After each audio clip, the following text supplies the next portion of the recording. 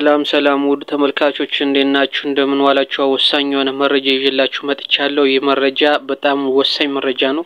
ይህ መረጃ አስፈላጊው ለአማራ ህዝብ ለፋኖ ለየትኛውም በተለይ ለሰሜናውያን ጠቃሚ መረጃ ስለሆነ ይህ መረጃ ለሁሉም ለሚመለከቱ አካል በተለይ ደግሞ ለአማራ ህዝብና ለፋኖ አመራሮች እንዲሁም ደግሞ ለሚመለከታቸው ሁሉ እንዲደርስ ሼር አድርጉ፣ ላይክ አድርጉ። ይህ ቻናል ትክክለኛና ወሳኝ መረጃ ታማኝ መረጃዎችን የሚያደርስ ቻናል ስለሆነ ተደራሽነቱ እንዲበዛ እንዲሰፋ ለሁሉም ተደራሽ ሆኖ ቅድመ ጥንቃቄ ሁሉም አካላት እንዲወስዱ እንግዲህ ሰብስክራይብ በማድረግ ቻናላችን ማደግ አለበት ብዬ አስባለሁ። ይህ መረጃ ይደርሳችሁም ብላችሁ ለምታስቧቸው ኮፒ አድርጋችሁ በቴሌግራም በፌስቡክ እና በተለያየ መድረስ አለበት ለምትሏቸው አካላት እንዲደርስ ማድረጋችሁን እንዳትረሱላለሁ። አሁን ወደ መረጃው ሲሄድላችሁ ምንድነው ዛሬ ጎንደር ላይ በጣም ትልቅ ሴራ ተሰርቷል። ጎንደር ላይ ምንድነው የተደረገው?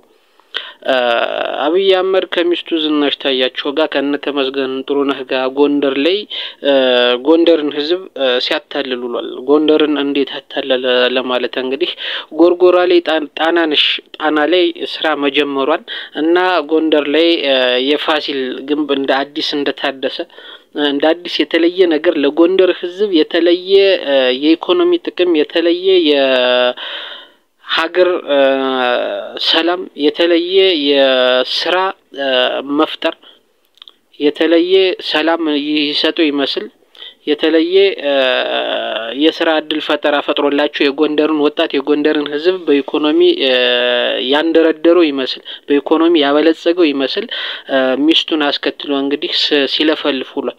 ይህ ምንድነው አላማው? አብይ አህመድ እስከ ሚስቱ ለምን ጎንደር ሄደ ነው?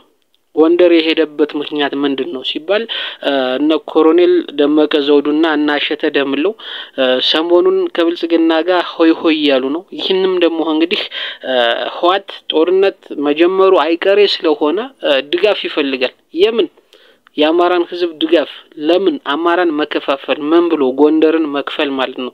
በየምድር ይያሉ እና ያሉ መንበር ይጮሃሉ።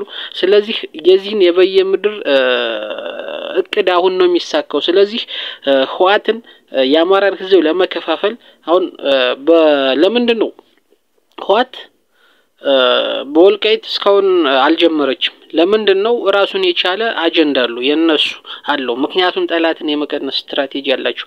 ነገር ግን ይህንም ምንድነው ህዋትና እነ ጌታቸው ረዳና እነ አብይ ተመሳጥረው ከህዋቶች ጋር ተነጋግረው ከህዋቶች ጋር በመነጋገር በወልቃይት በኩል እንዳይጀመር አድርጓል። ለምን ሲባል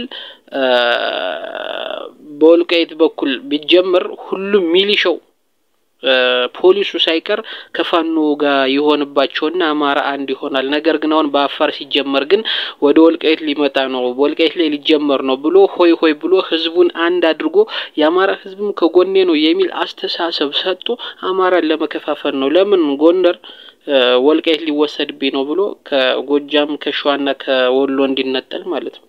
ይህን ሴራ እየሰሩበት ነው።